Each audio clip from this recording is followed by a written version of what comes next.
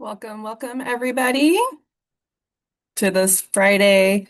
Happy Friday. I can't believe it's already end of September and we're here for another webinar series. Today we've got Brett Harvey. Looking forward to this one. Longtime listener, first time presenter for Brett Harvey. And I've made it so that you are able to share your screen Okay. whenever you are ready. We'll just give people a few more minutes to come in, and then I will make a couple announcements, and then I will turn it over to you, Brett. Okay. I just want to first of all make sure you can hear me. No? Hmm. Yes, I can hear you. Oh, Oh, good. I think my Thanks. volume's down. I can't hear anybody. Sorry. I have Yeah, my because computer I on. was having trouble That's getting bad. getting onto the at work. Sorry if I anybody's forgot my saying anything to me. external speaker. Sorry. I have my computer on mute. I'm so sorry. What does anybody say to me? Well, Sorry. I was asking if you could hear me. I can hear you. Um, Yeah.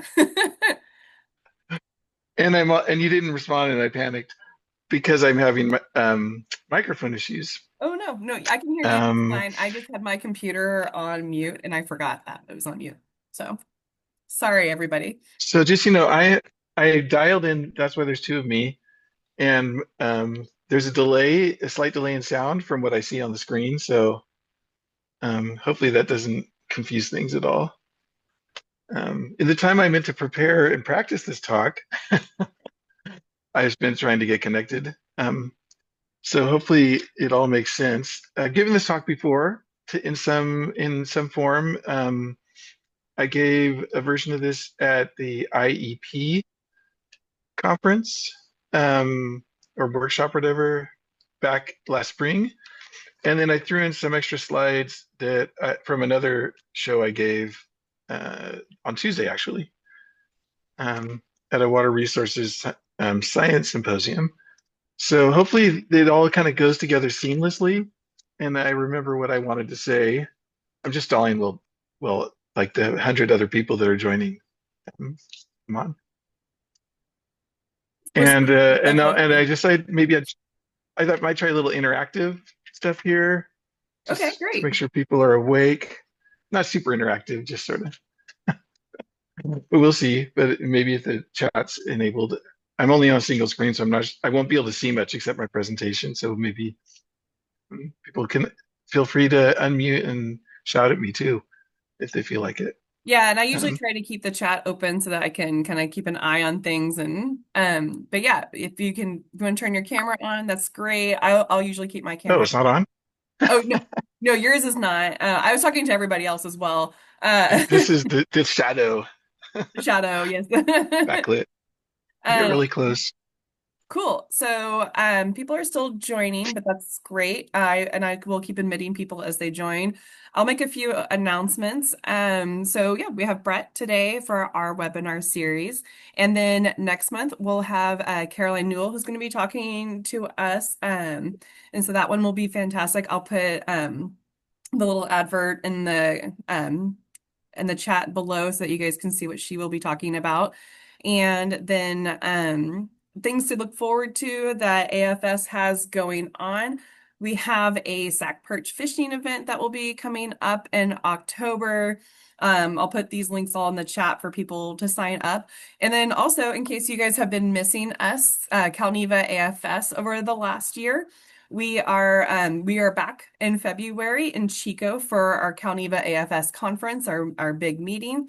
So that's happening. So make sure you get your abstracts in because abstracts are open and available. Registration is not, but abstracts are. Yeah, woohoo, party time. At Chico. So hold your horses or giddy on up to head to Chico. It'll make sense once you get to the hotel, I promise. So yeah, so we hope you get those abstracts in, spread the word, and we hope to see you all there. And with that, I will mute myself and let Brett share screen Wait, and take over. don't mute. I have a question. Oh yeah, what's up? Um, do you have any idea when the hotel room blocks would be posted? I maybe Kim, Luke, if you're able to answer that. Yeah, they are already posted on our website, I believe. They should be. If not, I'll ask our comms person to update that. But we do have links to reserve the rooms now. There are actually two different hotels because they have their sister hotel in the same um parking lot. So there's two different spaces that you can book from, but I will put those in the chat. Or I'll put the link to the website in the chat. But you should Okay, already cool. be able to see that. Yeah. Awesome. I think I reserved a room outside earlier before the room blocks were open. So, because I just wanted to make sure I was there. Awesome. Thanks, Brett. All right. Now can I mute myself? Just kidding. Yes, you made me Awesome. Thank mute you. me too. No, you're the talker. Okay, now I have all the stuff open that no one wants to see, and I don't have the actual talk open. Sorry, I'm unprepared. So you have to watch me navigate to the talk. Uh, I should have been doing this while you were talking. Have you ever seen in theater anyone what this means? It means stretch. It means we're not ready for the next event. So you have to, so that's when the commentator just starts making stuff up. Oh, well, in that case, I And I can even talk went for to a the little bit place because I was longer. too busy talking. I'm putting things in Okay. the Yeah. chat right now for everybody to look at the different events that we have coming up. The Sac Perch one should be really fun. That one I'm putting in the chat right meow. There you go.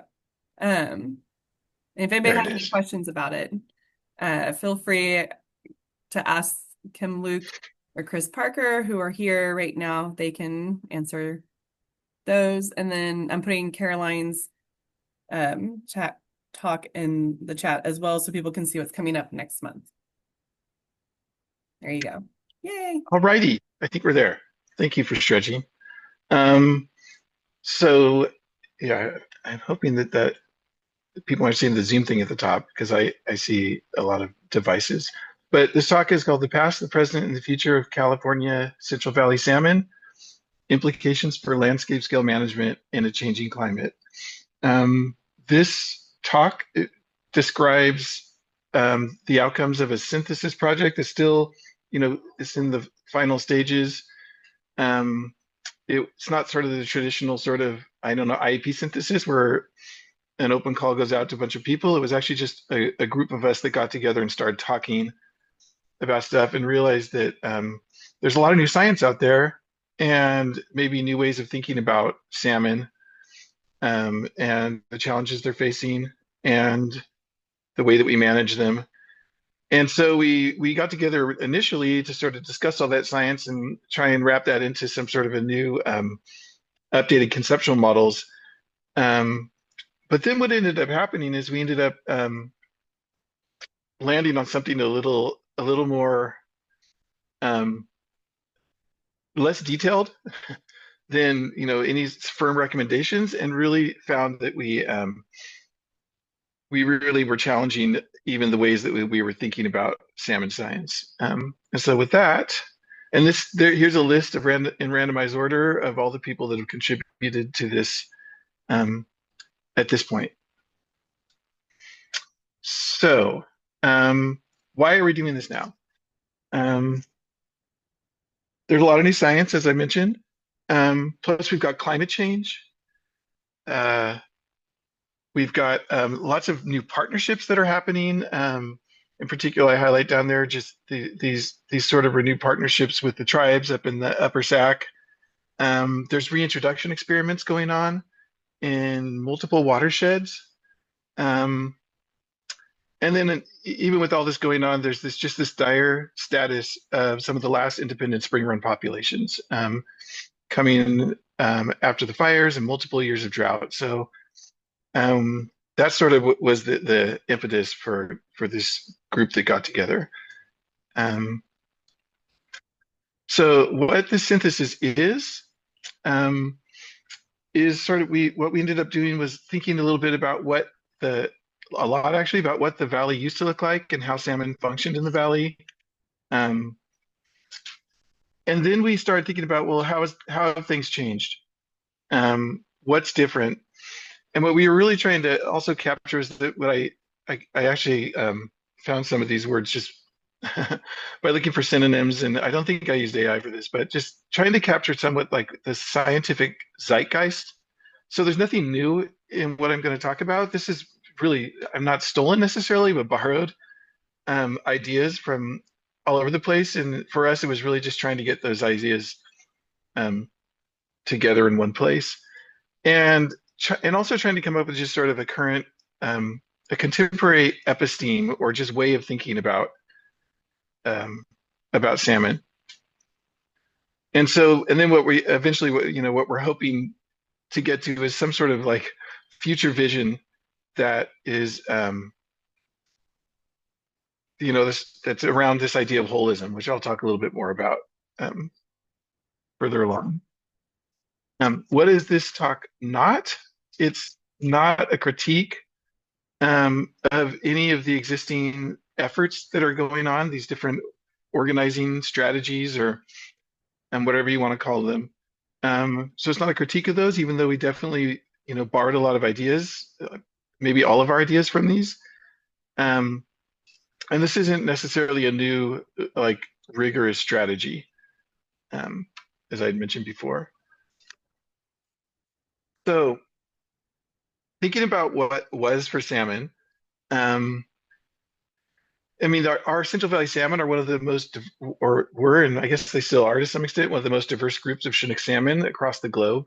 And I think most of the people on this call probably know just, that we have four different runs, just and then just incredibly diverse mix of life histories. Um, and it's worth thinking about that why our Central Valley salmon are so diverse. And really, it's because of the diversity of the landscape and the climate, and basically all the opportunities for developing diverse life histories.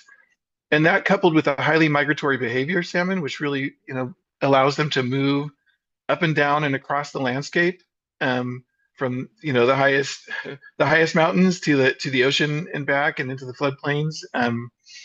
And then also this ability of salmon to retain that behavior um, within populations and subpopulations, while at the same time maintaining flexibility within those behaviors to respond to change. Um, so we put together this series of just cartoons, really, to illustrate what was. And this is where I was going to experiment with a little bit of interactivity, or audience participation. But just if people can look at what's illustrated and maybe call out some of the really sort of I guess I'll say cool characteristics of historical salmon populations. Um, I actually didn't think really hard about how this would work,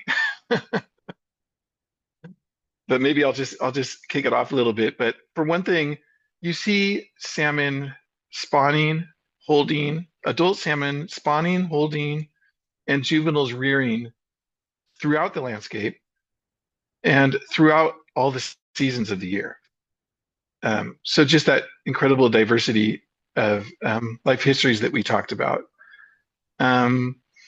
If you look at the center panels, you see these both winter flow events, very dynamic flows, and also in the spring. So again, unconstrained, really this unconstrained flows where you get these pulse flows that would help salmon move across the landscape and into the floodplains. You have the floodplains that were unconstrained, and then that connectivity again, and juveniles rearing all up and down the system, from yearlings rearing up in the upper tributaries in the summers to fry migrants moving down and going into the floodplains and estuaries. Oh, I was going to point out something I Oh, didn't see on the yeah, yeah, landscape. yeah. Oh, sorry. Anybody else?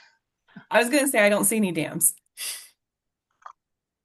Good one. There's no dams. And And some of the stuff and that there's isn't salmon. there, some of the stuff that isn't there is going to come up in the next slides. Okay. So I'll wait. So maybe you can guess a little bit about, and when we get to those, you can say like, oh, we can see what's changed. Um, so I think I have a slide that I didn't mean to leave in there, so I'll skip that. So this is, oh yeah, this is the what is now, or is this? No, sorry, this is a duplicate slide set. Okay. Oh wait, maybe that was yeah. Oh, there's one thing. That's the thing. There's one thing that was missing that maybe no one caught on to, and I just kind of gave a preview of that. But what's missing? What was missing from the what was the salmon people. So it was. Um, I'm not sure. Indigenous tribes that um, had a strong connection to salmon, and their culture co-evolved with salmon, and that culture and their stewardship was reciprocity based. And another key aspect of it is that the stewardship was tributary specific. Um, and the way this has been described to me, I'm certainly no expert in this, um, was that every year a certain number of adults would be allowed up to spawn and allowed to pass whatever the weirs or the places where they fished for the salmon, just to ensure that the salmon would continue. Um, and I think that tributary specific harvest management is something that's critically missing now.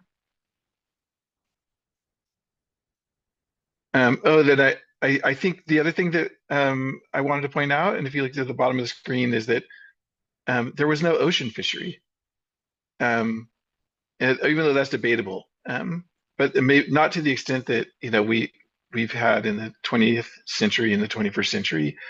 Um, and then I thought, well, there was actually the orcas that were out there fishing for them.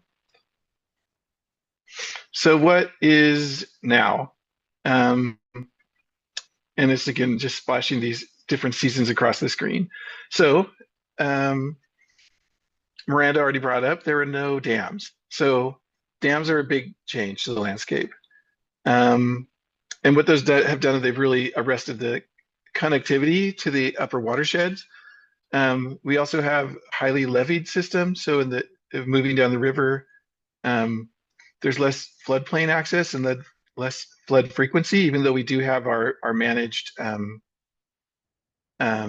somewhat managed floodplain, right? It was flood basin, the yellow bypass, and that sort of stands in for the yellow and the setter. We don't necessarily have winter pulse flows. We occasionally get those sort of, the floods that happen that are unconstrained, but nothing to the level of what they were historically in both the frequency or the timing.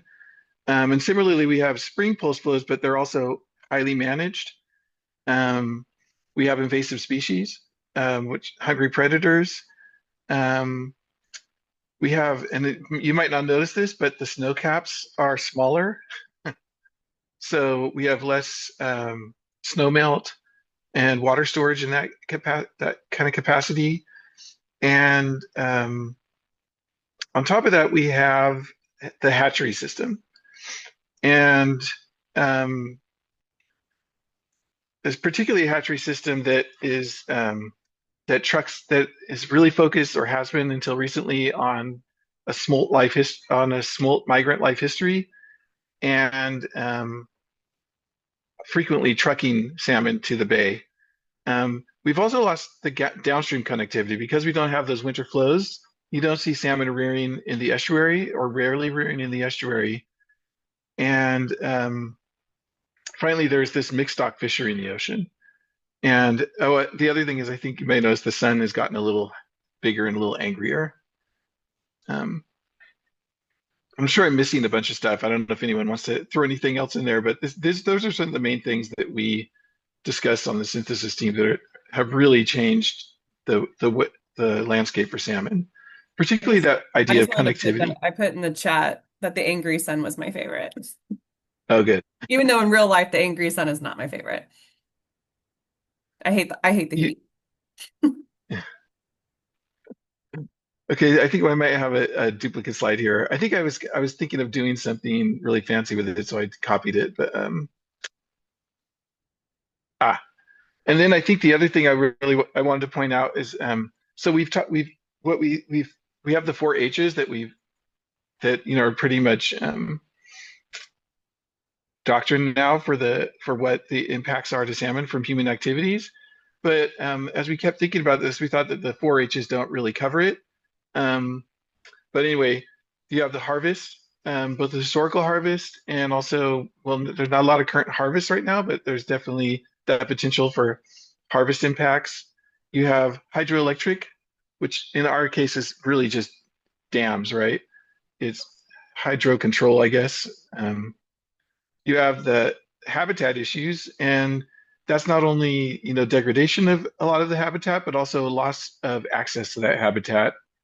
Um, then we have the hatcheries, which everyone sort of understands are supposed to, and I think there's pretty good science that says, yeah, hatcheries, um, particularly the way that they're typically managed, aren't good for natural populations, but we can maybe handle that in discussion. Um, and then I don't know if anyone's read the author. He just died recently, and he came out with a book that's really just like a giant expose on hatcheries, but really kind of connects hatcheries to the whole commodity focus for salmon, where they really switch from the way they were thought about by the tribes, which is more of a gift, and more and turned it much more just like into let's maximize this commodity for resource extraction essentially. Um, and then we added a fifth H, um, which is heat. And I don't think I have to talk about that too much. Everyone understands what we mean by that. And then on top of that, humans. And the humans not only, as an impact, but really the loss in many cases of a human salmon connection in our broader culture.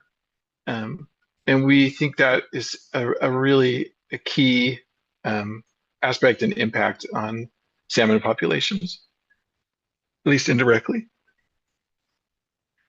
Um, and then we thought about like this one big H, which I had mentioned in the beginning of the talk, which is the big H to rule them all, I guess. And it's this idea of holism, um, or in the case of how we frequently do science these days, and including salmon science, is this idea of unholism. Um, so what do we mean? What do we mean by unholism? Um, so not talking about like a wicked problem. You always hear about like, oh, a wicked problem, and I remember it was sort of like the buzzword, um, 5 to 10 years ago. But it's much more this idea of reductionist Western scientific approaches to understanding scientific problems, where we pick a piece of it and we study that thing and we find us and we think we understand it and we try and fix that and optimize a solution to that one problem. But what we're missing is essentially the elephant in the room, because we're so focused on the pieces. And what this often does is it leads to fixes that fail, because you're fixing this thing at this small scale, but you're missing what's really happening at larger scales of order. And ultimately, what you often end up doing is making the problem worse. And I don't know if anyone can think of any particular things that come to mind for them. I know that I'm guilty of doing this, and it's something to kind of struggle against. I think to some extent, it's how we understand problems, but it can lead to these larger issues. Consider a breakout slide. Oh, I did. You'll see that later. So, what is holism then? What's the opposite of this? So the definition of holism is that the whole is great, and it's sort of a philosophy in a way, but it's that the whole is greater than the sum of its parts. Parts of the whole are an intimate interconnection, and they cannot exist independently of the whole, and can't be understood without reference to the whole. And so in the context of salmon science or salmon management, this means that any action um, that we're considering taking needs to be considered across the entire landscape of the salmon life cycle, meaning from the gravel where they lay their eggs all the way out to the ocean and back. And so I thought I give an example of what I mean by this. And so this, I think everyone's kind of aware of this. I mentioned it a little earlier. This idea that for decades we've optimized our system around the smolt migrant. It's what the hatcheries have produced. It's what we design a lot of our flow measures and flow actions around, and even the way that we manage take or minimization measures or whatever you want to call them. A lot of our science is in on the movement of salmon and their vulnerability and risk is based on smolt-sized salmon because that's what we can tag. But the thing is that what the smolt migrants, let's see, I have some animation. There it is.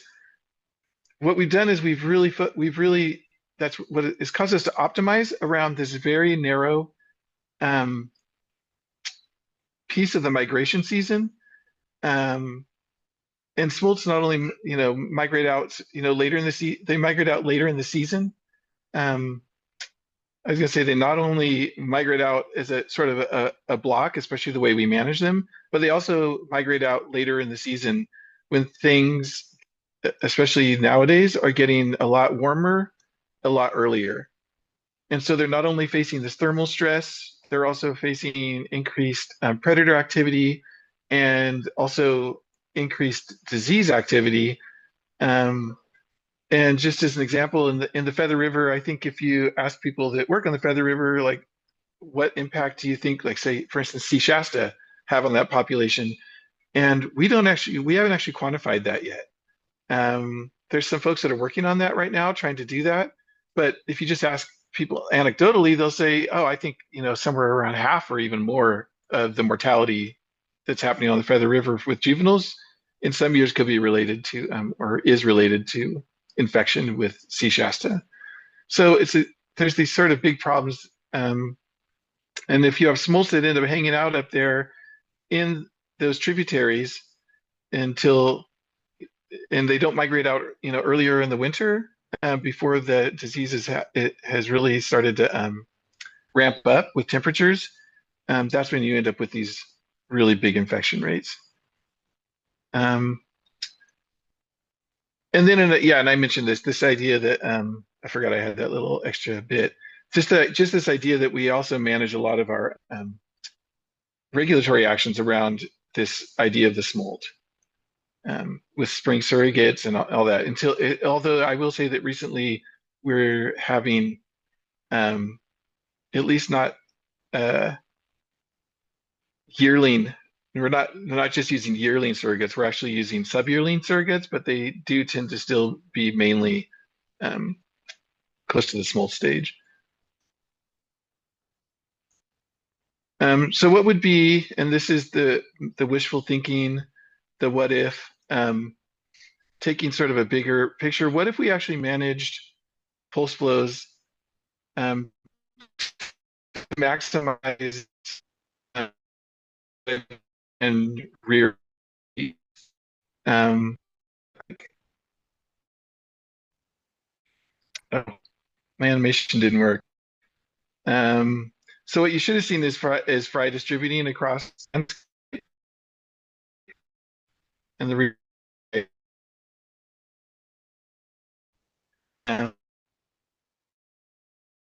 Across the landscape, all the way from the floodplains down in.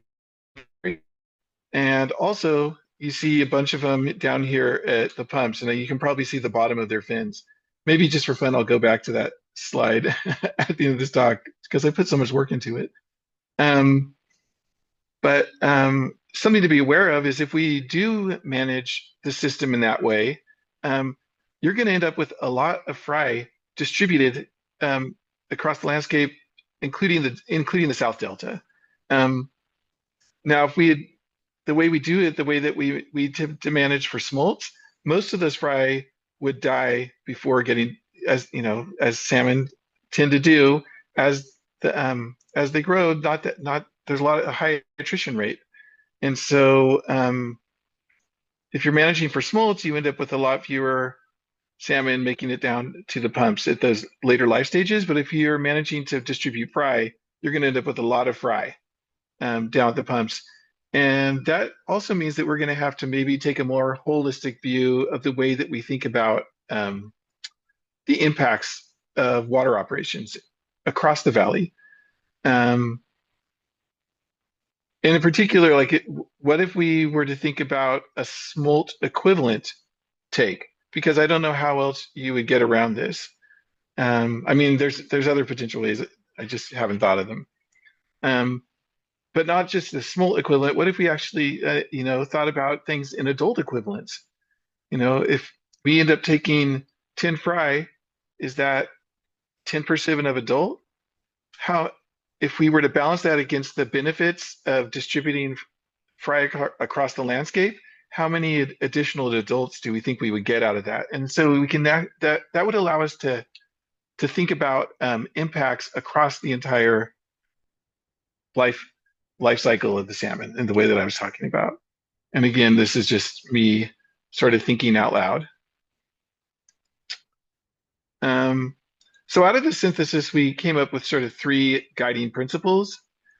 And the first one is that we promote, and most people are used to the like LHD, life history diversity, but we added an S on that to promote spatial and life history diversity through expansion of diverse and connected freshwater and estuarine habitats. And so this is just really let's and this is happening, right? We're getting fish above dams. We're restoring that kind of connectivity or at least starting to try. Um, we're working to try and get salmon access to the floodplains more frequently and more places. We haven't really done much to try and renew connectivity to the estuary in any sort of a managed way. But I think that will become more and more important as we have these longer and more intense droughts that set up these just terrible migration conditions in the lower river and in the delta. And ultimately, this, it kind of comes down to this idea of functional flows, just providing these opportunities for salmon to do what they do. Another guiding principle we came up with is to exercise discretion in actions focused on preserving distinct ecotypes. So this is sort of like the flip side of what I was just talking about with providing opportunities. This is this idea of really try not to get into the trap of just optimizing around like a particular problem, just one tiny problem, without thinking about like, well, how is this going to influence the larger picture? And then finally, and I really don't have a concrete solution for how to do this, but we really felt strongly after we've been talking about this for a couple days straight, we did an offsite that we really need to support a thriving human salmon connection. And something to realize about that is most people connect to salmon through consumption. And so harvest and consumption is going to be essential to doing that. I don't know. And so you can't just, say, let's stop fishing for salmon. Let's stop harvesting salmon, because that's really critical to building that human salmon connection. But it's also challenging because there's a lot of people out there. Of course, there's education and awareness. But how can we make salmon a part of our community fabric? And there's some, there's some examples down here on the right, these up in the Pacific Northwest, some of these festivals they have. But ultimately, is there a way that we can make people feel like salmon is like a sense of, I'm trying to remember how people put this, but there's a sense of place. salmon are part of what people, when they think about who they are and where they live, salmon is just part of that. Um, and I don't think that exists now. I think a lot of people in California don't even realize there are salmon. And if they realize there's salmon, they don't really even know what that means, and how those salmon are moving up and down through our communities in some cases. Um, and this is that duplicate slide I had before. Oh no, this is good, right? Have we seen the what could be? No. So this is our final thing. So this is sort of taking stuff out of these various recovery plans and kind of throwing in these guiding principles. And what you see is like we can't stop the sun. The sun's even bigger now. It's just as mean. The snow caps are smaller. But we have salmon above dams again. And whether that happens through trucking, initially or forever, or whether we figure out some way to have the salmon move up under their own motivation, as is proposed by the Wynnum and Wintu, where they really want to see some sort of volitional passage around Shasta. But somehow we need to start moving salmon up there, particularly because of considering the recent studies that show that the yearling life history, the salmon that rear up in these cold water spring fed tributaries, they're the ones that are the most drought resilient. And in some cases can help reestablish populations that are really brought down by drought conditions. But also on top of that, thinking about this idea that people, and this is in, I think in the reorienting to recovery plan, they kind of came up on this idea of a terminal hatchery. And I won't belabor that because I think there's a lot of challenges to that. But just again, this idea that we're trying to minimize the hatchery influence. On top of that, speaking of, the influence of hatcheries, I think it kind of goes hand in hand with that is a stock specific fishery, where we can actually manage. And again, I I know they do this in the Pacific Northwest. Stephanie Carlson was part of our group. She was up there in a sabbatical this last year, and that's a lot of what she was looking at is just how people manage salmon up there and how it influences life history diversity. And they have, they have systems for stock specific fisheries.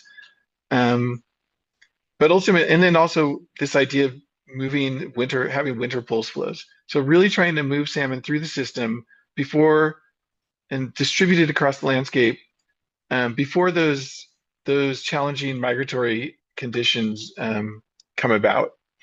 And then ultimately, I think you can see like there's the guy that's fishing under the salmon homecoming banner, but that's the idea of that is to symbolize, I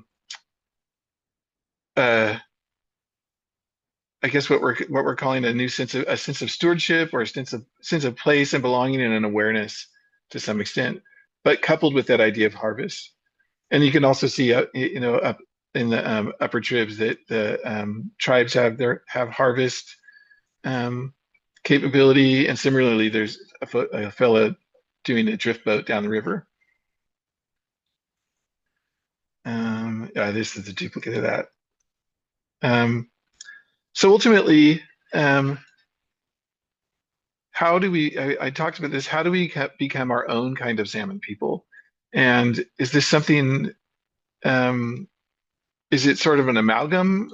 Do people have their own way of thinking about and connecting with salmon, or do we have something that becomes more widely community based? And how can we learn, from the tribes about this? And this is a Sankey plot we put together, just thinking about the kinds of things that we're advocating on the right side, and then the existing salmon strategies, or recovery plans, or whatever on the left. And the solid lines are,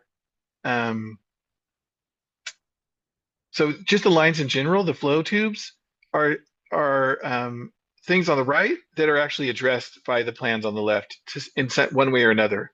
But the the ones with the solid lines are the ones that actually have authority.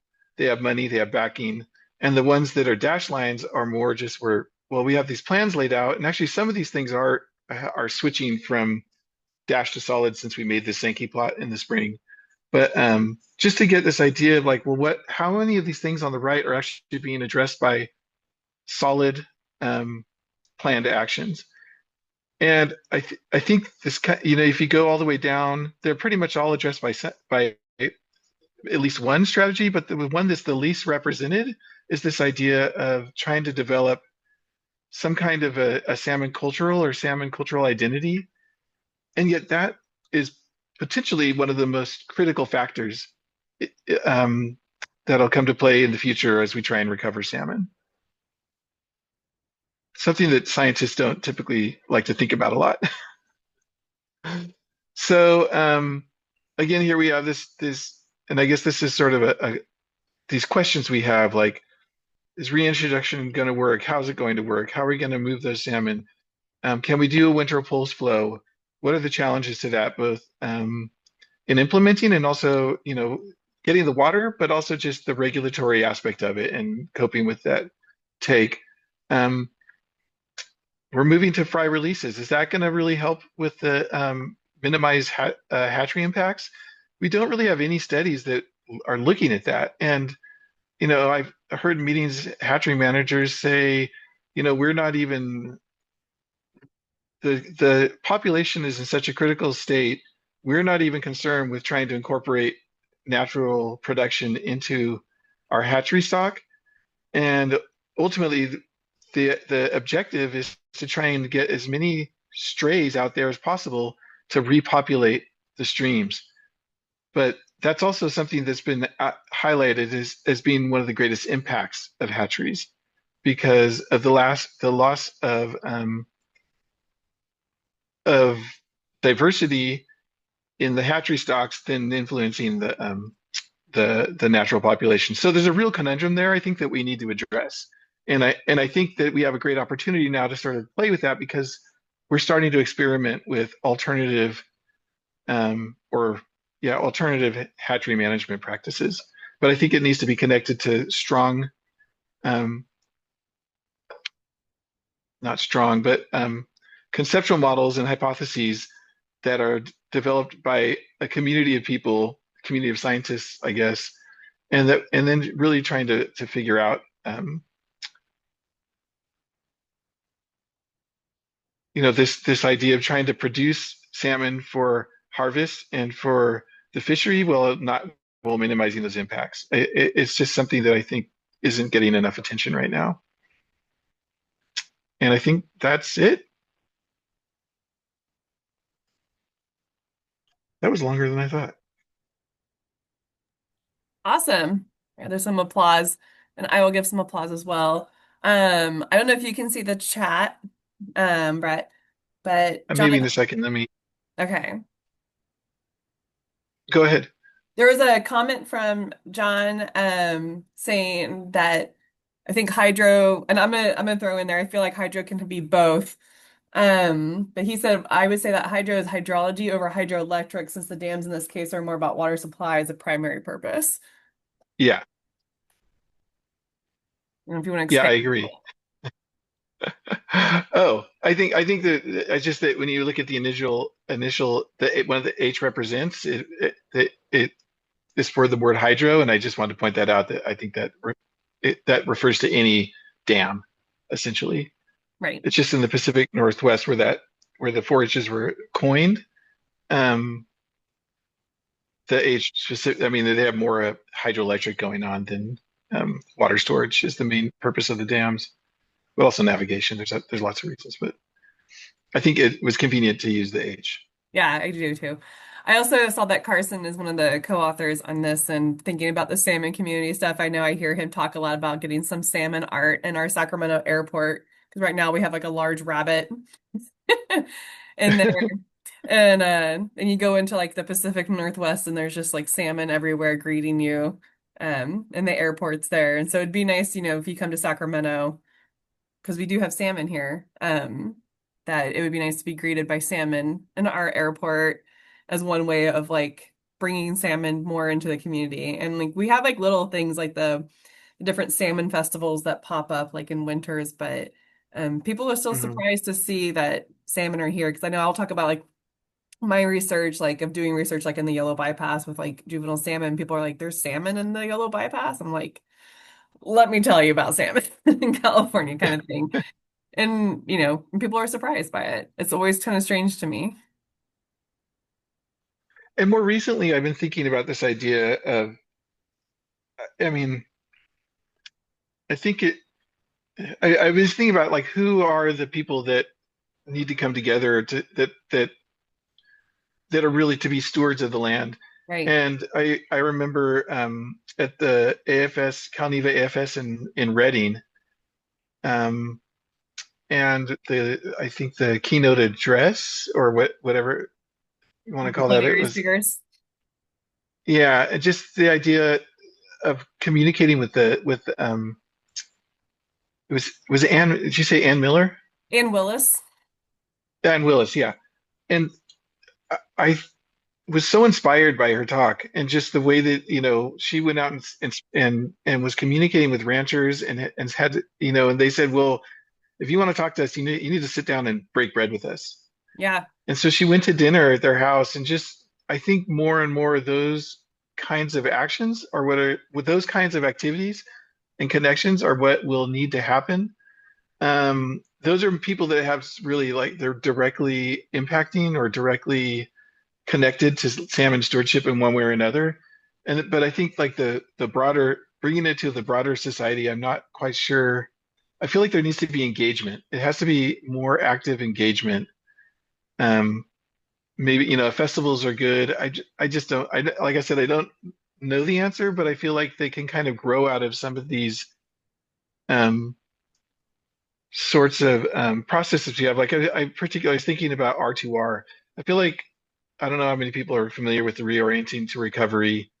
Um, it was an effort that brought a lot of people together from a lot of different backgrounds, a lot of different interests, but connected to salmon to try and define what recovery would look like.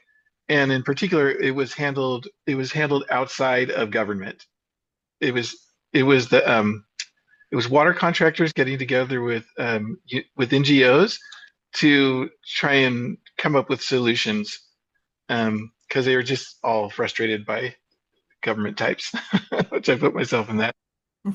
And I've been trying to think about how could something like that be expanded to be even more inclusive or to come up with more I don't want to use the word radical, but maybe like the freedom to build other alternative scenarios, both across the regulatory world, the water management world, and I'm not quite sure, but I've been trying to think about this R2R2 R2R2 or something like that.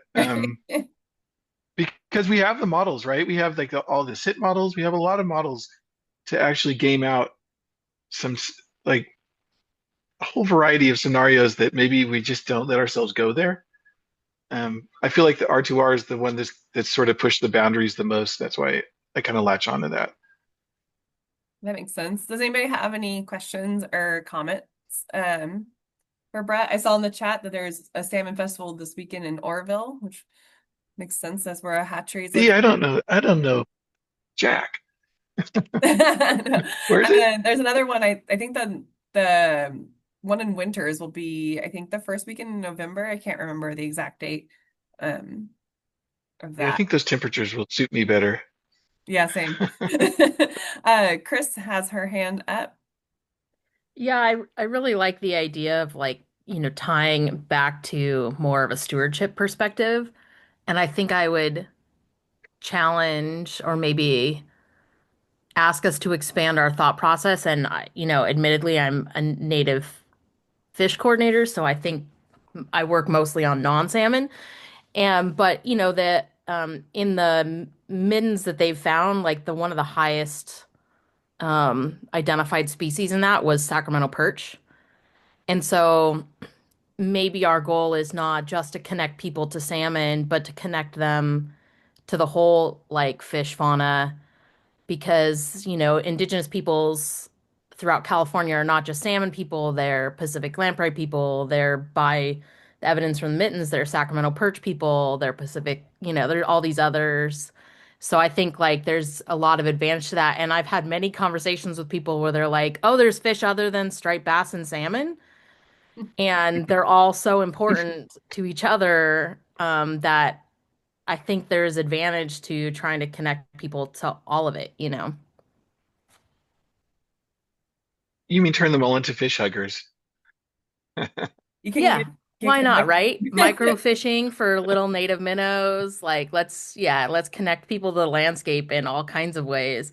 I truly believe that, like, people will only conserve what they attach to and know. Like, I think there's a small subset of people that will conserve things or preserve them for future generations just because they think there's value in that. I think most people, for better or for worse, preserve things that they care about because they have an attachment to it.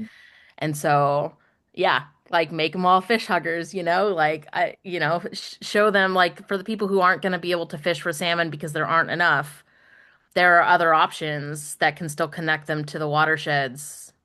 Mhm. So I guess that'd be my challenge is to like help us think about that in a broad way. So even when we can't fish for salmon, there's still something else for people to bring people out. We need a native fish aquarium. But we can also connect to sac perch. What is that, October 12th with AFS. I think that's what the flyer says.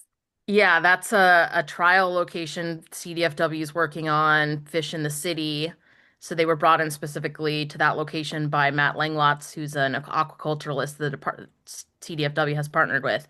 And part of the reason for that is because sac perch are more heat tolerant than some of the other Fish in the City stocked fish species and they're native. So, they're Win-win. native to part of California. I shouldn't say they're native to all of California. They aren't, but yeah, so just like providing different opportunities for people to fish for something when salmon fishing is limited.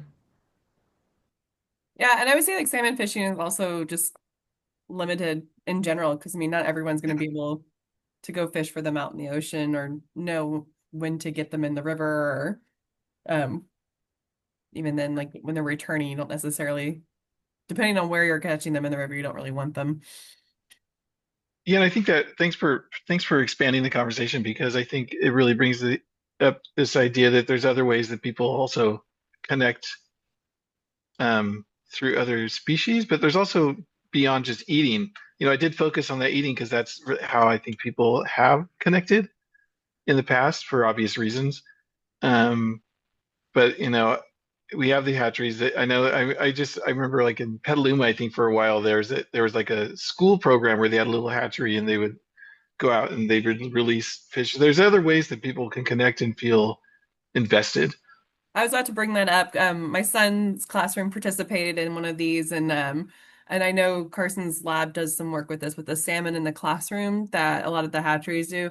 My son's class they raised steelhead though, and they like raise them for from like egg until they're like little fry, and then they release them after a bit. And it was really fun. We released some like over the weekend in the American River and that was like I think my son was in first grade when we did that and he's now fourth grader and that's still something he brings up and talks about a lot and asks if his fish are still alive, if I think they're still alive if they've reproduced and I'm like, I don't know, there was like 20 fish in that tank. I don't know if they're still alive.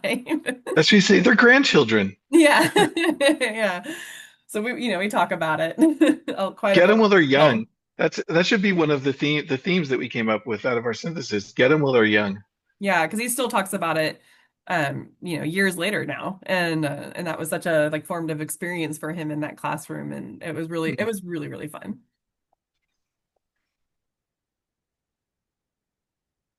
Anyone else, any questions, comments? I just wanted to say that, while people are thinking or getting ready to go, I didn't say it in the beginning because I was so disorganized.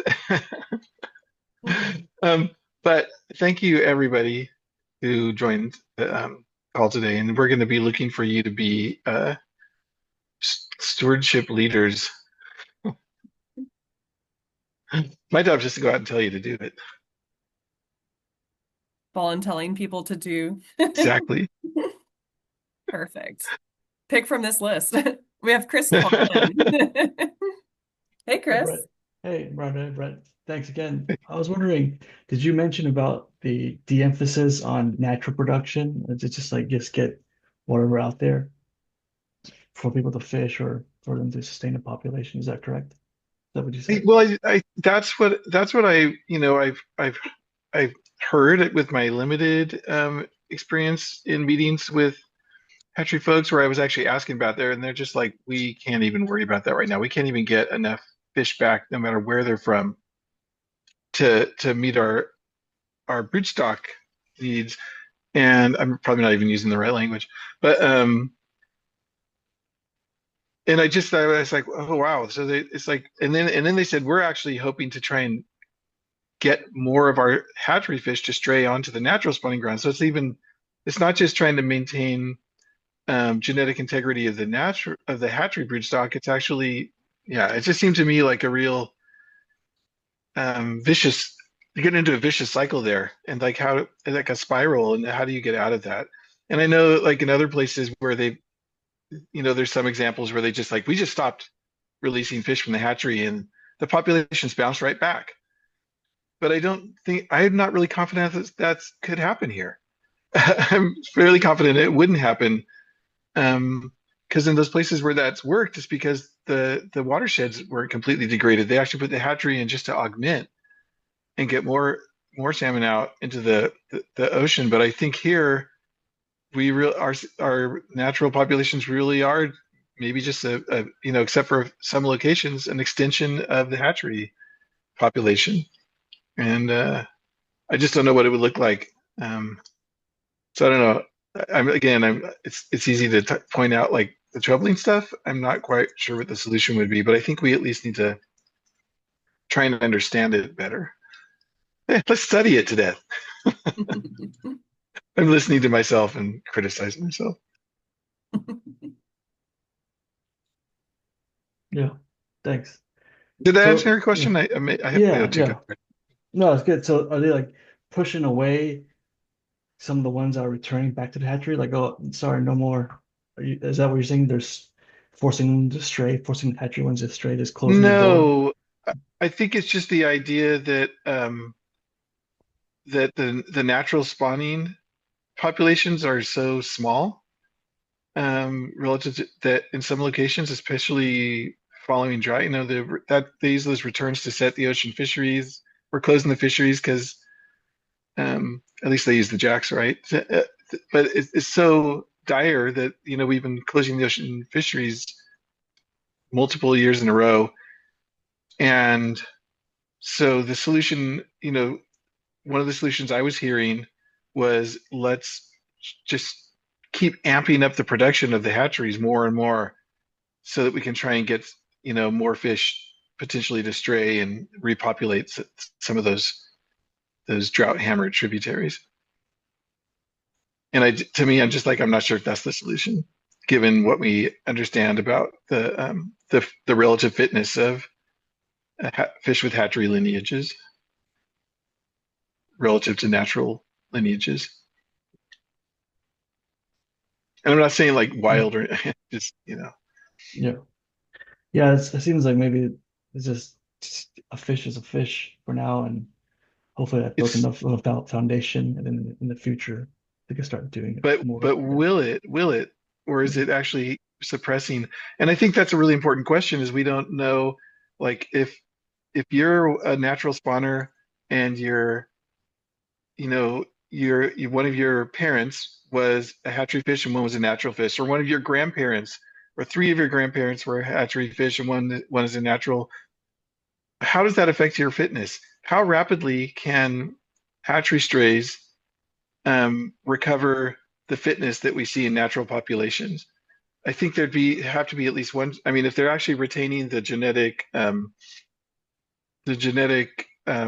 background to express the diversity of rearing and just behavioral characteristics, the phenologies that make them more fit and fit to the environment, essentially. Um, how long does it take for that to kind of recover in the population? Is it actually that we're wiping out the genetic background to that in the hatcheries, or is it really that we're just putting out a bunch of fish that have a range of behaviors or a set kind of behavior, and that doesn't really fit the environmental conditions, but their progeny still have the capability to put out a diversity of behaviors potentially. We don't know, I think, necessarily, at least here in the Central Valley, and I think that's something that we need to know to help us manage our hatcheries. I think moving to fry releases is a big, I mean, that takes out a lot of the hatchery domestication issues. It doesn't deal with like, the ability to find, the best spawning locations, but it definitely helps with the juvenile life history selection for the juvenile life histories that are the most fit.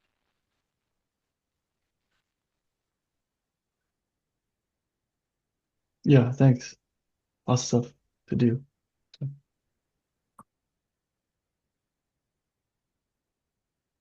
Awesome. Any other comments or questions for Brett? Well, this was awesome. Thank you so much, Brett, for coming and chatting about salmon stewardship.